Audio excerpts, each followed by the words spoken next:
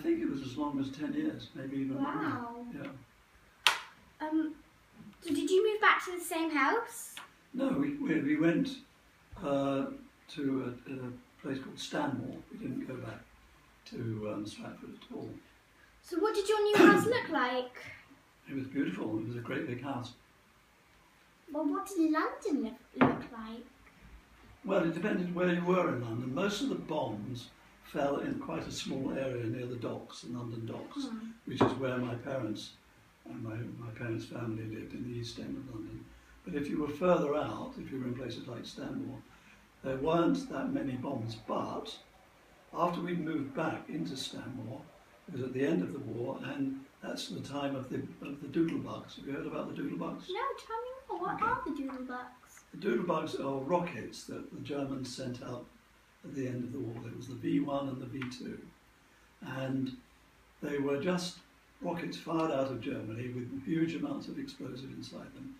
And they had no guiding mechanism. They just knew to go and then to stop when the fuel ran out, and then they would dive straight down. And what you had to do when you heard the sound of the, well, first of all you heard the alarm, the sirens. So it was actually like that. It was frightening. I still, if I hear it now on a film, I still get frightened.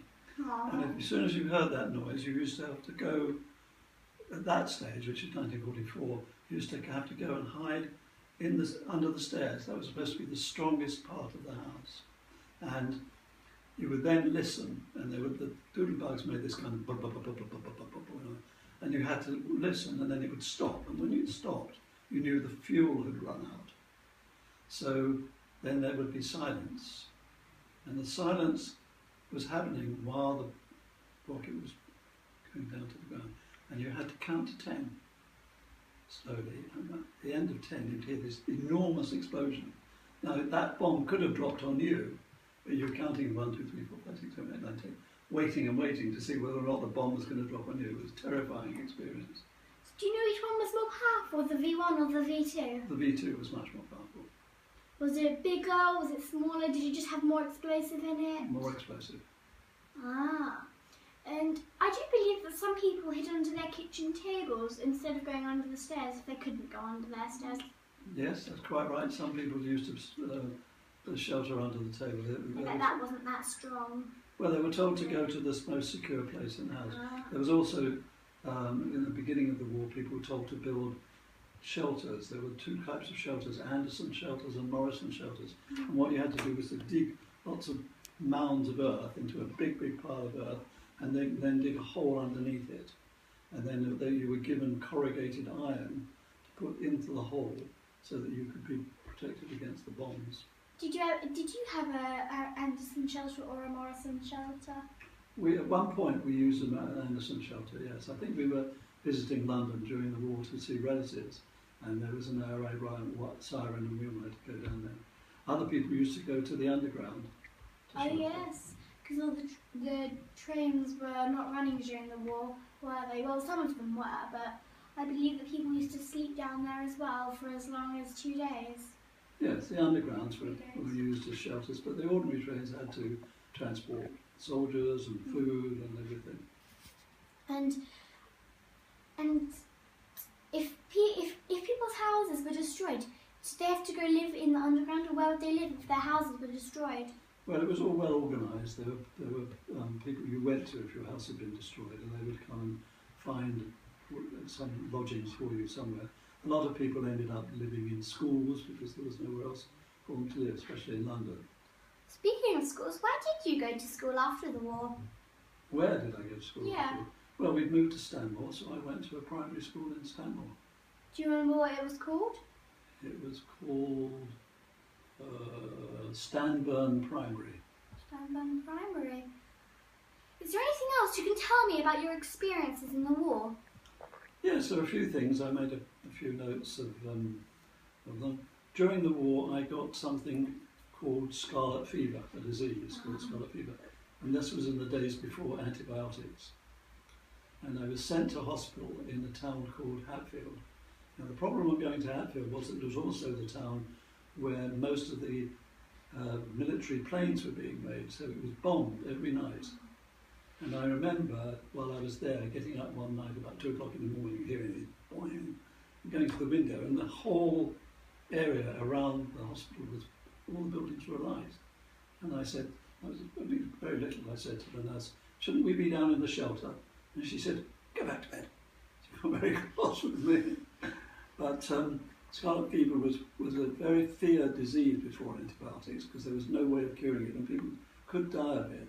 So what they did to make sure, and it was also very contagious, so what they did to make sure it didn't get caught by your parents and so on, was they put you in hospital for 3 months.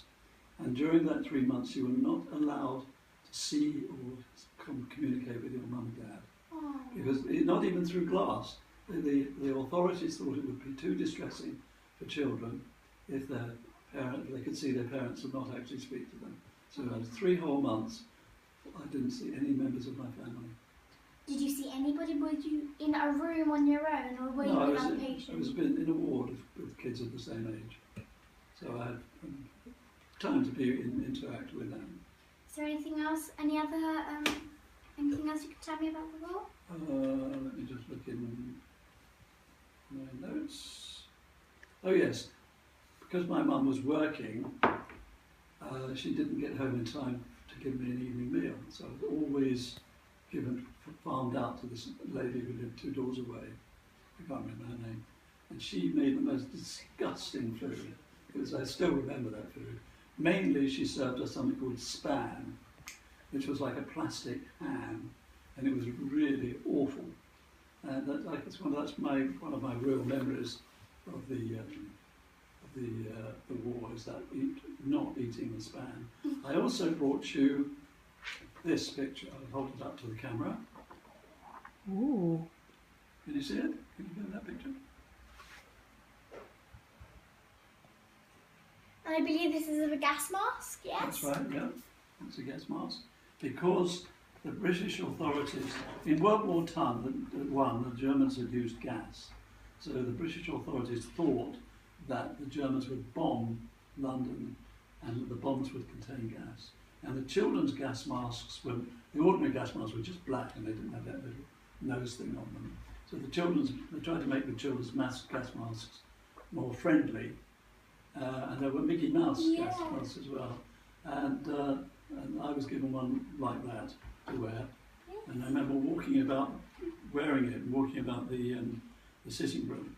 The only problem is that whenever I put on a snorkel or anything like that, it immediately takes me back to that time. So I can't go in the water with a snorkel. I feel worried about it. And this is another picture, which is of the evacuated children. Are you in that picture? Is it? No, it was done off the. And these children were sent away without their mums and dads. I was very lucky. How did your experience in the war affect you? How did your experience in the war affect who you are now? Oh, that's a big. How many hours have you got for that? I think I was very seriously affected by the absence of my parents, by being away from my parents and not having any contact with them, because it was worse than that. When the day came when my mum was supposed to collect me, and all the children were in this area, in the reception area, about 30 of them, and they all left excepting me, and I was sitting there on my own, crying, I want my mummy. And the bus had been delayed. She was coming all the way from Stratford to Hatfield, and it's a very long journey, and one of the trains or one of the buses had been delayed. And I was just sitting there on my own, thinking, Checking your friends. Mommy, are you here? Are you here now? Are you here now? Yes, I think that did have an effect. I felt very insecure, and I couldn't really sort of take chances for quite a long time. I got over it eventually, but that was one of the main things. Wow, thank you so much for being here. I've learnt so much, and I'll definitely think about all the things that you've talked about. Let me say again, thank you for coming in. I've learnt so much, and bye from us. Bye. Bye-bye.